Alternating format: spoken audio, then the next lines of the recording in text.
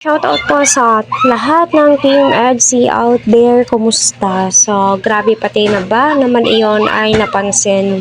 Doble na nga daw ang mga kagamitan nila VNC. Alam nyo, para sa akin, di ba noon halos walang-wala po talaga sila VNC. Hirap na hirap po talaga sila. Ultimo gamit, mga baso, iilan lang, di ba?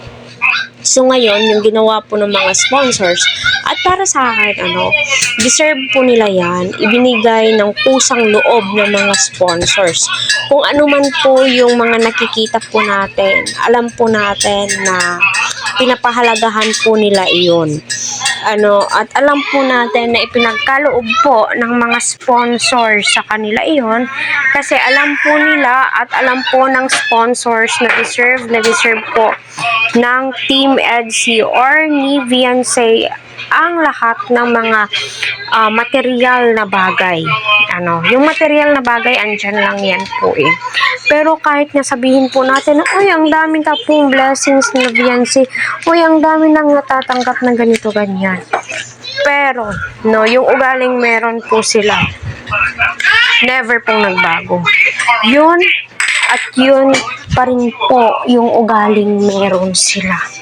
Dumami man yung blessings na natatanggap po nila, dumoble-doble man po yung may automatic na Whirlpool washing machine sila, may ordinary washing machine sila, may mga TV sila, mas bumili pa ng mas malaki yung sponsors ng TV para sa kanila. Deserve po nila yan. Deserve po nila VNC yung mga ganyang bagay. Although masasabi po natin na spoiled po sila VNC sa mga ganyan, pero wala na po tayo doon. 'Di ba? Wala po tayo doon kasi nga po kusang ibinigay ng sponsor sa kanila yon kasi alam po nila na deserve po ni VNC yun.